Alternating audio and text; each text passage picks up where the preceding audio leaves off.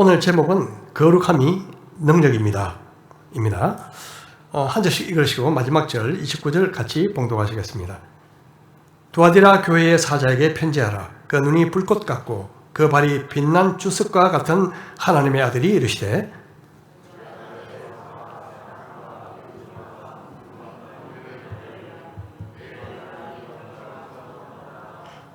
그러나 내게 책망할 일이 있노라. 자칭 선지자라 하는 여자 이세벨을 내가 용납함이니 그가 내 종들을 가르쳐 깨어 행음하게 하고 우상의 제물을 먹게 하는도다.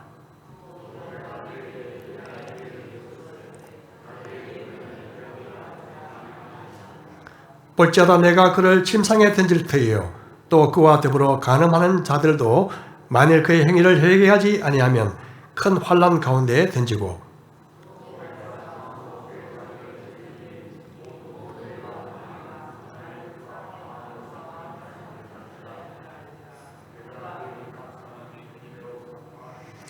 두아디라에 남아있어 이 교훈을 받지 아니하고 소위 사탄의 깊은 것을 알지 못하는 너희에게 말하노니 다른 짐으로 너희에게 지울 것은 없노라.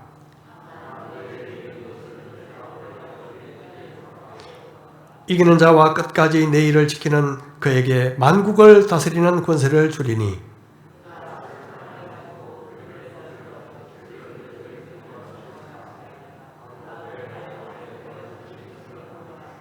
내가 또 그에게 새벽별을 주리라. 귀 있는 자는 성령이 교회들에게 하시는 말씀을 들을지어다. 아멘. 우리 잠시 기도하시겠습니다. 이 시간 두아디라 교회를 살펴보고자 합니다. 그 교회의 모습이 바로 우리 자신의 모습이 아닌지 돌아보게 하여 주옵소서. 겸손한 마음으로 열린 마음으로 말씀을 받도록 성령께서 전하는 자와 듣는 자의 마음을 다스려 주옵소서. 예수님의 이름으로 기도합니다. 아멘. 요한계시록 7교회 탐방을 계속 이어가고 있습니다. 지난주는 버가모 교회에 대해서 함께 이야기를 나눴는데요. 버가모 교회는 순교의 영성을 가졌지만 발람의 교훈 그리고 니골라당이라는 그런 아주 세속화된 이단의 그 침입을 막지 못해서 위기에 빠졌던 교회였습니다. 우리는 아무리 외부의 강한 박해를 이겨낸다 하더라도 내부의 작은 유혹에 넘어갈 수 있다는 그런 교훈을 받게 됩니다. 오늘은 네 번째로 두아디라 교회를 방문하고자 합니다. 두아티라는요, 알렉산더 대왕의 그 신하였던 셀루쿠스 니카토 1세의 그 딸의 이름을 땄습니다. 이 사람이요, 알렉산더 대왕이 죽고 나서 그곳에 도시를 세우고 자기 딸의 이름을 붙였습니다. 두아디라. 두아디라는 버가모에서 약 65km 남동쪽에 위치한 변방도시로 이 버가모와 사대, 두아디라 교회가요, 버가모와 사대를 잇는 아주 군사적 전략도시였습니다. 그렇게 유명한 도시가 아니라서 오늘날 발견되는 그런 고고학적 흔적도 아주 미미한 그런 도시입니다. 그럼에도 불구하고 이곳은 사업과 제조업이 아주 발달했고요. 이 중요한 교역로에 위치해 있어서 염색 그리고 양모 산업이 발달했다고 전해지고 있습니다. 다시 말해서 오늘날 말할 것 같으면요, 패션의 도시였다, 그렇게 이야기할 수도 있을 것 같습니다. 사도 바울이 2차 전도 여행 때 빌립보에서 첫 개종자를 얻게 되는데 바로 그녀, 첫 여성 개종자였죠. 그녀가 바로 두아티라 출신의 자주 옷감 장사였죠. 두아티라 시민들은 최고의 신 그리고 자기들의 수호신을 태양신이며 또 제우스의 아들이었던 아폴로를 숭배했죠. 두아디라에는 금속 세공술뿐만 아니라 아까 말씀드린 것처럼 염색산업, 양모, 방직, 그리고 피업, 가공 이런 산업들이 발달했고요. 또 이 가운데 길드라는 상인 조합이 있었습니다. 길드. 이 길드라는 이 상인조합은요, 해마다 그 축제를 열게 되었는데, 축제 가운데 특별한 종교 의식이 있었습니다. 그것은 우상 제물에게 제물을 바치고, 그리고 거기에 참석한 모든 사람들이 함께 우상 제물을 나누어 먹는 그런 행사였죠. 이것은 바로 거기에 참여한 모든 사람들이 우상 숭배에 동참한다는 것을 의미했습니다. 그리고 그뿐만 아니라 이 행사의 뒤풀이로 술 취함과 음행 같은 아주 부도덕한 일들이 일어났죠. 사실 이 길드에 가입하는 것은 의무사항은 아니었지만 그곳에 가입을 하지 않는다는 것은요, 다시 말해서 경제적으로 사회적으로 왕따가 된다 하는 것을 의미했습니다. 어떤 의미에서는 신용 불량이 된다 하는 것을 의미했죠. 결국 이로 인해서 생계에 직격탄을 맞게 되므로 사람들은 모두 길드에 가입을 했었습니다. 자, 이런 배경을 염두에 두고 오늘 두아디라 교회를 향한 주님의 말씀을 한번 들어보도록 하겠습니다. 두아디라 교회는 사실상 가장 잘 알려지지 않는 교회였지만 주님이 하신 말씀의 그 길이는요, 7교회 중에서 가장 깁니다. 먼저 18절을 보겠습니다. 두아디라 교회의 사자에게 편지하라. 그 눈이 불꽃 같고 그 발이 빛난 추석과 같은 하나님의 아들이 이르시되. 먼저 주님은 자신이 어떤 분이신가를 우리에게 말씀하고 있습니다. 어떻게 말씀하시죠? 눈이 불꽃 같고 그 발이 빛난 추석과 같다. 그렇게 말씀하십니다. 사실 내가 믿는 주님이 어떤 분인가에 따라서 사실상 우리 신앙생활의 모습이 결정된다고 해도 과언이 아닙니다. 저와 여러분에게는 주님이 어떤 모습으로 계십니까? 오늘 주님께서 말씀하신 눈이 불꽃 같다, 이 말씀을 들을 때 여러분은 주님이 어떤 모습으로 상상이 되십니까? 혹시 우리의 잘못을 하나하나 꼬집어내고 일거수일투족을 감시하는 감시자로 느껴지십니까? 안타깝게도 이렇게 생각하는 분들이 많습니다. 이런 신앙생활을 하게 되면 어떤 모습의 신앙이 될까요? 기쁨이 없고 모든 일을 의무적 그리고 율법적으로 하게 되죠. 주님의 눈은 우리의 조그만 흠집을 잡아내는 그런 감시의 눈이 아니라 바로 거룩하신 사랑으로 불타는 눈이십니다. 거룩하신 사랑. 주님의 불꽃 같은 눈을 우리는 아무도 피할 수 없습니다. 주님은 우리의 속을 다 들여다보십니다. 캄캄한 밤중에서도 주님은 저를 보십니다. 우리를 보십니다. 문 뒤에 있더라도 주님은 나를 보십니다. 가로막힌 벽이 있다 하더라도 주님은 우리를 보고 계십니다. 집에 있으나 사무실에 있으나 어디를 가나 주님은 불꽃 같은 눈으로 우리를 지켜보고 계십니다. 그래서 시편에서 다윗은 이렇게 고백하고 있습니다. 여호와여, 주께서 나를 살펴보셨으므로 나를 아시나이다. 주께서는 내가 앉고 일어섬을 아시고 멀리서도 나의 생각을 밝게 하시오며 나의 모든 길과 내가 눕는 것을 살펴보셨으므로 나의 모든 행위를 익히 아시오니 여호와여, 내 혀의 말을 알지 못하시는 것이 하나도 없으시니이다. 우리의 믿음과 우리의 행위가 일치되지 않는 중요한 이유가 뭘까요? 그 중에 중요한 이유 하나는 바로 불꽃 같은 주님의 눈을 의식하지 않기 때문에 그렇습니다. 교회에서나 가정, 학교, 직장에서 내 삶이 일치되지 않는 이유는 뭘까요? 바로 주님의 눈꽃 같은 불꽃 같은 눈을 의식하지 않기 때문에 그렇습니다. 양심의 거리낌을 무시하고 그리고 부족한 것들을 설거머니 타협하는 이유가 뭘까요? 바로 주님의 불꽃 같은 눈을 의식하지 않기 때문에 그렇습니다. 함부로 말을 뱉는 이유가 뭘까요? 주님의 불꽃 같은 눈을 의식하지 않기 때문에 그렇습니다. 우리가 주님과 동행한다는 것은 바로 주님의 불꽃 같은 눈을 의식하며 사는 것을 의미합니다. 그리고 주님의 발은 빛난 주석과 같다고 말씀하고 있습니다. 빛난 주석. 이 빛난 주석은 바로 주님의 강력한 심판을 의미합니다. 주님은 빛난 주석 같은 발로 악인을 밟으시고 그 원수로 발등상이 되게 하실 것입니다. 그 발로 이 땅의 모든 악을 심판하실 때가 올 것입니다. 그리고 주님은 자신을 하나님의 아들이라고 그렇게 말씀하십니다. 이 표현은 요한계시록에서 단 한 번 등장하고 있습니다. 자기를 말씀하실 때 하나님의 아들이다.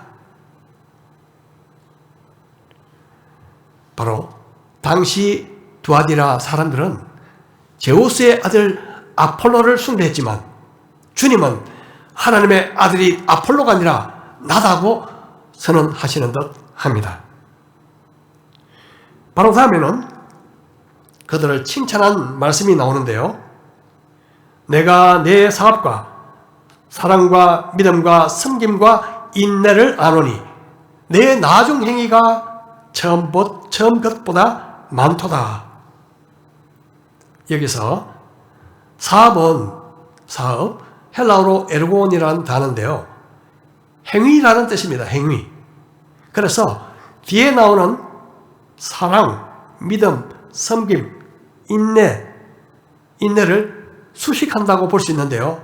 다시 말하면 내가 내 사랑의 행위와 믿음의 행위와 섬김의 행위와 인내의 행위를 내가 안다. 그렇게 말씀하고 있습니다. 여기서 말하는 사랑은요, 아가페 사랑입니다. 아가페 사랑. 두아디라 성도들은 어렵고 가난한 성도들을 헌신적으로 섬겼습니다. 사랑했습니다. 그들을 도왔습니다.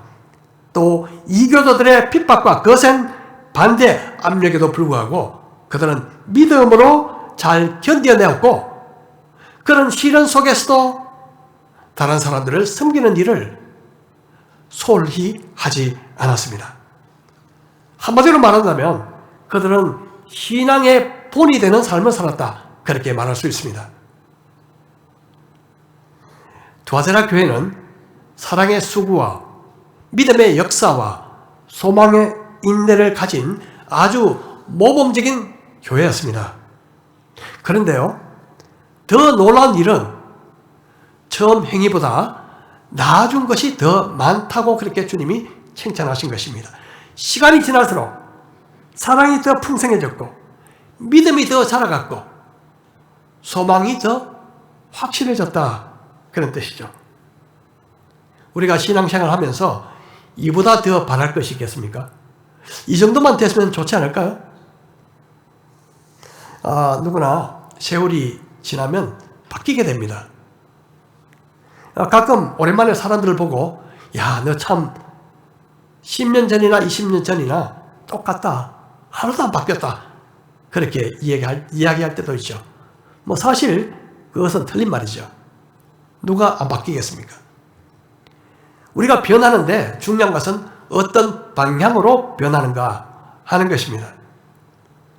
세월이 갈수록 인격이 아름다워지는 사람도 있고요. 그 반대로 가는 사람도 있습니다. 세월이 갈수록 더 까탈스러워져서 사람들이 가까이 하기가 어려운 사람이 되어가는 경우도 있고 어떤 경우는 정말 어머니의 품속과 같이 따뜻하고 푸근해지는 사람도 있습니다. 우리 모두 지난주보다 이번 주 확실히 많이 달라졌네. 이런 말을 들을 수 있는 저와 여러분이 되시기를 축복합니다. 저도 가끔 누군가가 이번 주 설교가 좀 달라졌네요. 그런 말을 들으면 참 기분이 좋습니다. 왜냐고요? 저도 뭔가 성장하고 있다는 그런 말로 들리기 때문에 그렇습니다. 바울은 이렇게 말씀합니다. 그러므로 우리가 낙심하지 아니하노니 우리의 겉사람은 낡아지나 우리의 속사람은 날로 새로워지도다. 날로 새로워지도다. 여러분, 날로에 한번 성경에 있으면 동그라미를 치시기 바랍니다. 날로 새로워지도다. 어제보다 오늘이, 오늘보다 내일이, 우리 주님 앞에 서는 날까지 매일매일 내면적으로 계속 성장하는 은혜가 있기를 주님의 이름으로 축복합니다. 자, 그런데 주님은요, 갑자기 어조를 바꾸셔서 이제 두아디라 교회에 책망할 것을 말씀하고 있습니다. 그러나 내게 책망할 일이 있노라. 자칭 선지자라 하는 여자 이세벨을 내가 용납함이니 그가 내 종들을 가르쳐 꿰어 행음하게 하고 우상의 제물을 먹게 하는도다. 여기서 이세벨은요, 원래 구약시대 이스라엘 왕이었던 아합 왕의 왕비였습니다. 그녀는 지중해 해변에 있는 시돈 왕국의 공주였는데 이 아합에게 시집 오면서 이 바알 숭배 사상, 자기가 섬기고 있던 바알 우상도 함께 같이 가지고 왔습니다. 그래서 이스라엘 전체에 바알 숭배, 바알 우상을 퍼뜨렸죠. 예수님께서 여기서 말씀하시는 이세벨은 그 구약의 이세벨을 의미하는 것이 아니라 바로 이세벨의 이름을 딴 은유적인 이름이었습니다. 어떤 사람들은 아마 이 이세벨이 목사의 부인이었을 거다, 어떤 장로의 부인이었을 거다, 그렇게 말하는 분도 있지만 확실히 알 수는 없습니다. 단지 짐작할 수 있는 것은 상당히 영향력이 있었던 여자였다. 아마 외모도 좀 뛰어났을 거고요, 경제력도 뛰어났을 거고, 인맥도 상당했을 거고. 그래서 그 당시 교회 안에는 대부분 가난한 사람들이었기 때문에 아마 이세벨이라는 그 여자는 두드러진 그런 여성이었을 것입니다. 교회 보면 간혹 가다가 이 사회적으로 좀 뭔가 영향력이 있는 분들이 교회에 찾아오시는 경우가 있죠. 그렇게 되면 많은 경우 그분에게 주목하기가 쉽습니다. 특별한 환대를 베풀기 쉽고요, 영적 수준과 관계없이 시간이 좀 흐르면 중요한 일을 맡길 때도 있습니다. 이런 경우 나중에 문제가 생기기가 일쑤죠. 성경은 이렇게 경고합니다. 내 형제들아, 영광의 주 곧 우리 주 예수 그리스도에 대한 믿음을 너희가 가졌으니 사람을 차별하여 대하지 말라. 사람을 차별하여 대하지 말라. 야고보 사도는 만일 교회 안에 어떤 사람이 금 가락지를 끼고 아주 패션 멋진 옷을 입고 한 사람이 들어오고 또 아주 남루한 옷을 입은 가난한 사람이 들어왔을 때 외모만 보고 당신은 이 높은 자리에 앉으시고 당신은 저 끝에 앉으십시오, 만약 이렇게 말한다면 바로 악한 생각이다. 악한 생각이다. 그렇게 우리에게 경고하고 있습니다. 우리 교회는 그런 잘못을 범치 않기를 바랍니다. 누구에게나 주 안에서 공평하게 대할 수 있기를 축복합니다. 자, 그럼 이 이세벨이라는 여자가 한 일이 과연 무엇이었을까요? 아마도 당시 상인조합 길드와 관계된 그런 일이었을 것입니다. 이미 말씀대로 그 당시는 생계를 위해서 조합원 자격을 얻었습니다. 조합원이 되면요, 길드 축제에 참가해야 했죠. 길드 축제에 참가하게 되면 우상 제물을 함께 먹게 되고 아주 부도덕한 엄행 같은 그런 일에 참여하게 되었습니다. 하지만 그리스도인들은 그런 일에 동참할 수 없었기 때문에 조합에 가입할 수 없었죠. 그렇게 되면 직업도 잃게 되고 생계의 위험을 받게 되는 그런 아주 어려움에 처하게 되고 주위 주민들로부터 아주 극심한 분노를 사게 됐죠. 자, 이세벨은 과연 어떻게 성도들을 가르쳤을까요? 아마도 그녀는 사업 목적상 사업하다 보면 그럴 수 있지 이렇게 가르쳤을 것입니다. 이런 것들은 다 우리 두아디라 시민들이 다 참여하는 문화행사야. 문화행사이기 때문에 그 가서 우상제물 먹고 함께 즐기고 하는 이게 그렇게 중요한가? 마음속에 믿음을 버리지 않으면 되지. 이렇게 이야기했을 것입니다. 그리고 스스로 자칭 선지자라고 했기 때문에 어느 날 내가 기도하는데 환상을 봤어. 하나님의 음성을 들었어. 이렇게 하는 것이 하나님의 뜻이라고 나에게 이야기해 주셨어.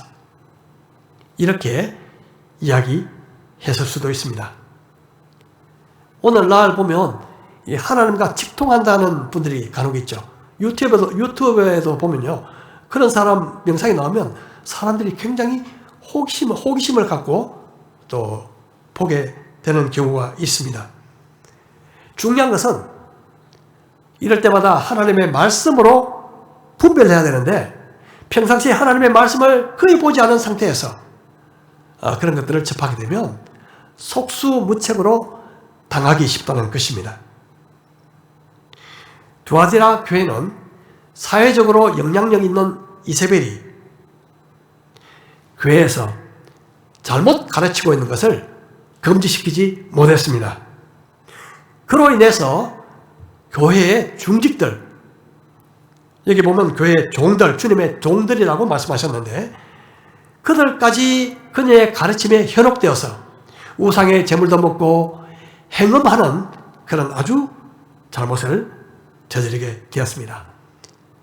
이세벨 때문에 두아디라 교회는 큰 위기를 맞게 되었습니다.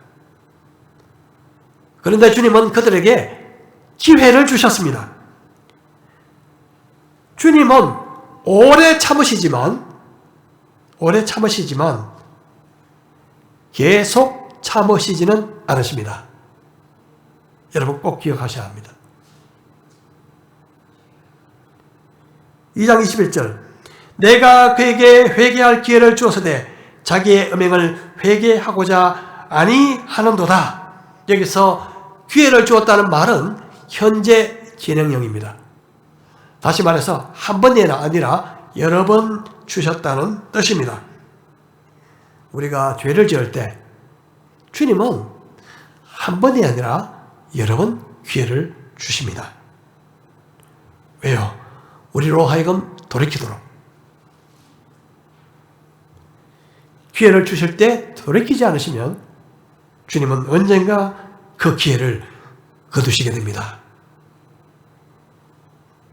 이세벨은 회개하지 않았습니다.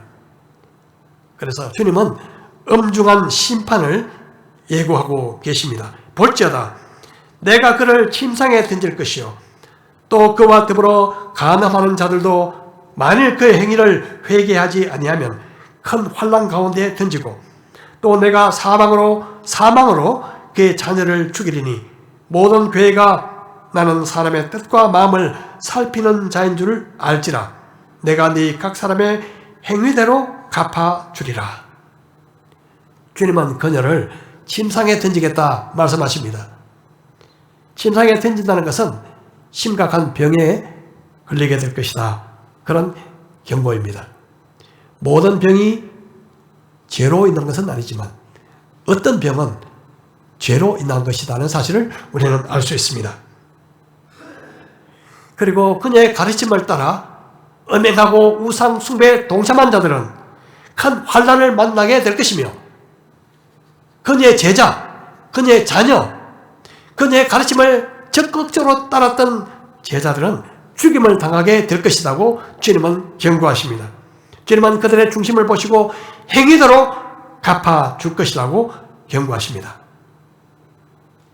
그런데 그들 가운데 이세벨의 교훈을 따르지 않는 사람도 있었습니다. 주님은 이렇게 말씀하십니다. 두아디라에 남아있어 이 교훈을 받지 아니하고 소위 사탄의 깊은 것을 알지 못하는 너희에게 말하노니 다른 짐으로 너희에게 지울 것은 없노라. 다만 너희에게 있는 것을 내가 올 때까지 굳게 잡으라. 이세벨의 교훈을 거부한 자들은 사회적으로, 경제적으로 큰 타격을 입었습니다. 이것이 그들에게 큰 짐이었습니다. 그래서 주님은 그들에게 더 이상 짐을 지우지 않겠다고 말씀하십니다. 다만 지금 잘하고 있는 것, 이것을 끝까지 붙잡아라. 그렇게 말씀하십니다. 사탄에게 비밀스러운 것이 많지만 그것까지 알려고 애쓸 필요 없다. 그렇게 말씀하십니다. 단지 지금 하고 있는 것처럼 사랑과 믿음과 섬김과 인내를 따라 행하는 것으로 충분하다. 그렇게 말씀하고 있습니다. 여러분, 우리가 살다가 정말 힘들 때, 너무 힘들 때 주님이 나에게 도무지 감당할 수 없는 짐을 나에게 맡기신다. 그렇게 생각할 때가 있죠.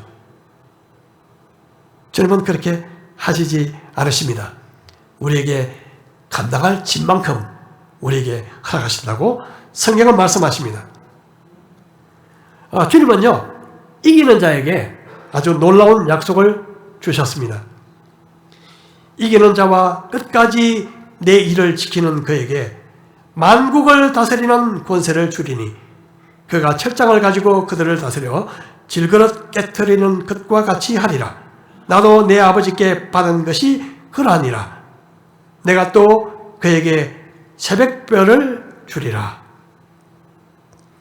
이기는 자, 이것은 군사적인 용어입니다. 군사 용어. 다시 말한다면 그리스도인은 예수님을 믿는 순간부터 영적 전쟁에 돌입하게 된다. 그런 뜻입니다. 예수를 믿어서 사탄의 권세로부터 빠져나간 순간부터 우리는 사탄의 미움을 받게 되고 이미 표적이 되었습니다. 그러므로 주님을 믿고 난 뒤에 이제 좀 편하게 살아보자. 여러분, 그 꿈은 버리시는 것이 낫습니다. 이 땅에 사는 한 그리스도인들에게 고난은 선택이 아니라 필수입니다.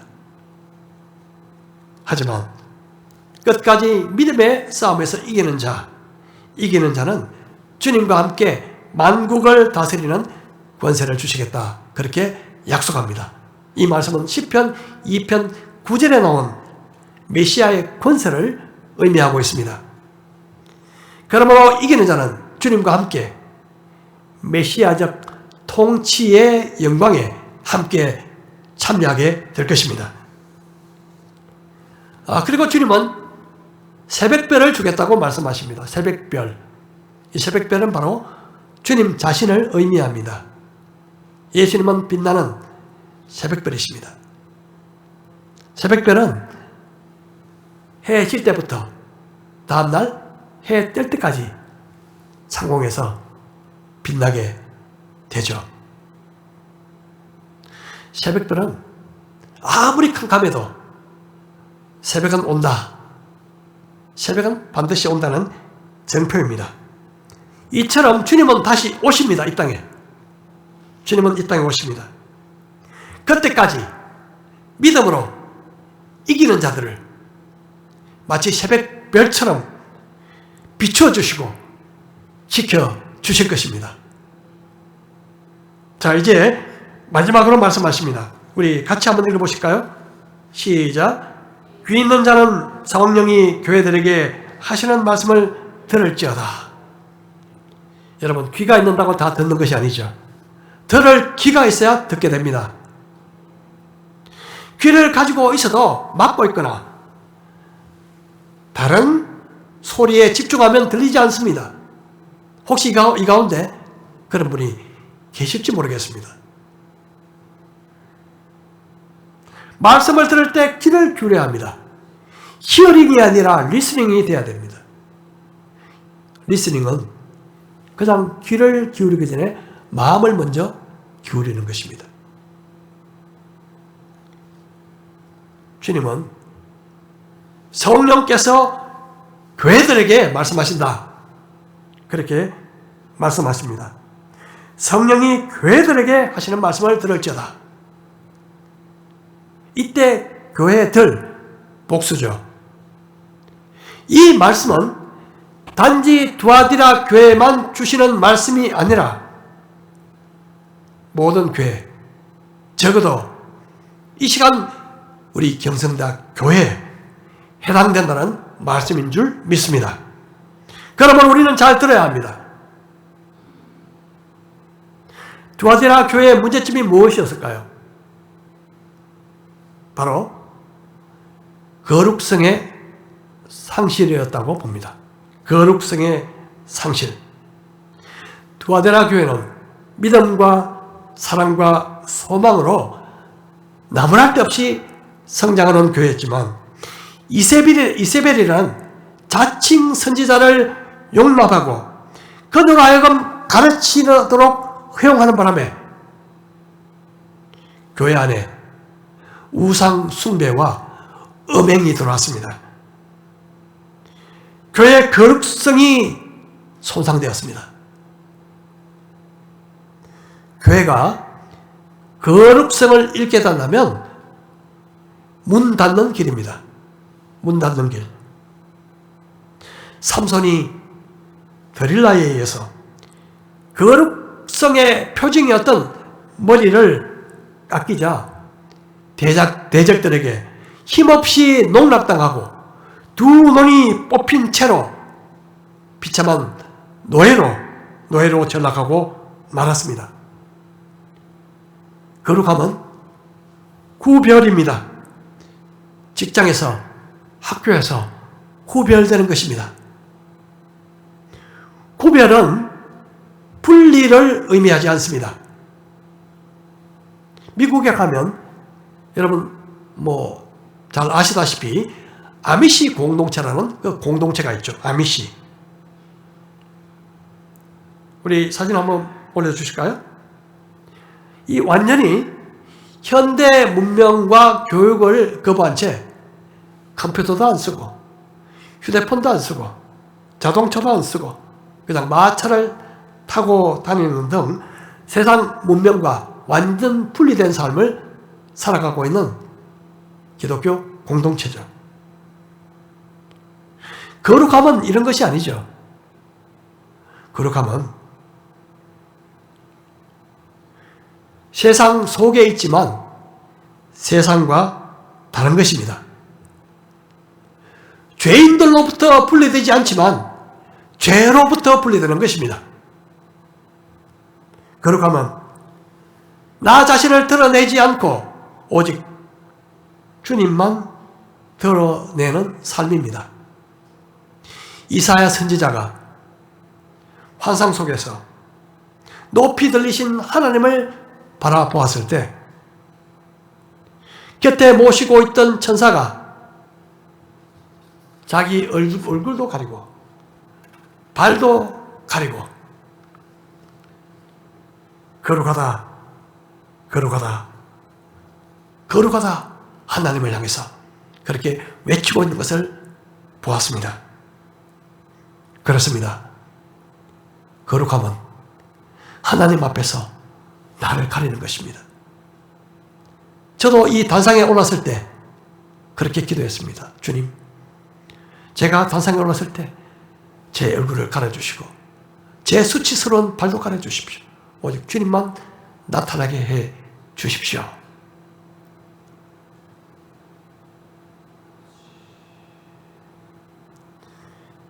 거룩함은 세상에서 뛰어난 것을 의미하지 않습니다.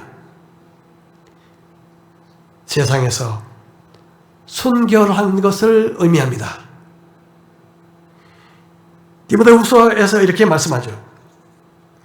큰 집에는 금그릇과 은그릇뿐 아니라 나무 그릇과 질그릇도 있어 귀하게 쓰는 것도 있고 천하게 쓰는 것도 있나니 그러므로 누구든지 이런 것에서 자기를 깨끗하게 하면 귀스러운 그릇이 되어 거룩하고 주님의 쓰심에 합당하여 모든 선한 일에 준비함이 되리라. 거룩함은 쓰임에 합당한 삶입니다. 거룩함이 그리스도인의 능력입니다. 거룩함은 세상의 기준이 아니라 말씀의 기준 따라 살아가는 것입니다. 주님은 이렇게 기도하셨습니다. 저희를 진리로 거룩하게 하여 주십시오. 아버지의 말씀은 진리입니다. 하나님의 말씀을 살아갈 때 우리는 거룩해집니다. 주님이 원하시는 거룩함은 완벽함이 아니라고 믿습니다. 완벽함이라면 누가 어떻게 거룩한 삶을 살아갈 수가 있겠습니까?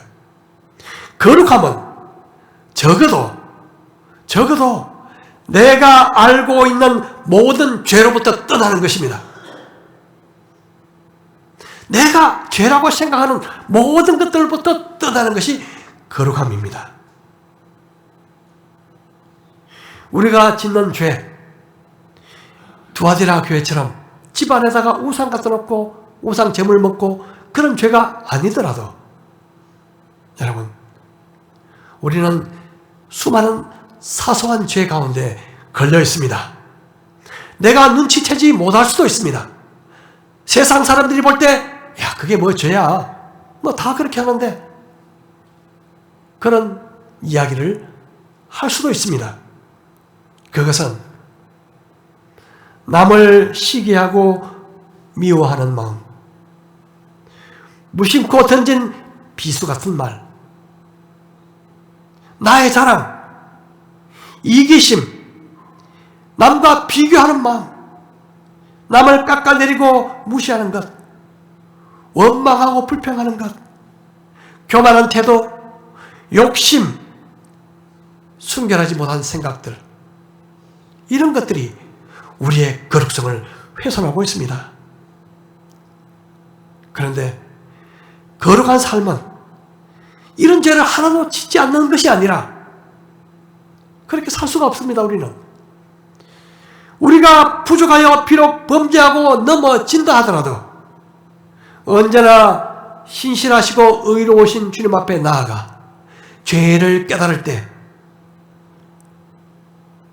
주님께 고백함으로 깨끗함을 날마다 받고 살아가는 삶입니다.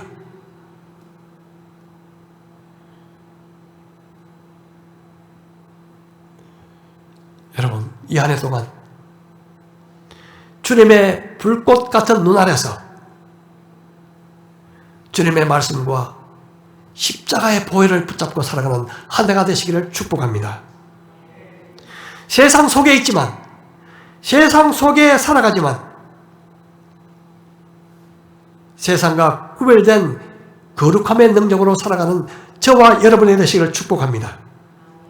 주님의 도우심으로 내가 알고 있는 모든 죄를 멀리하며 이 한 해를 살아가는 저와 여러분 되시기를 축복합니다.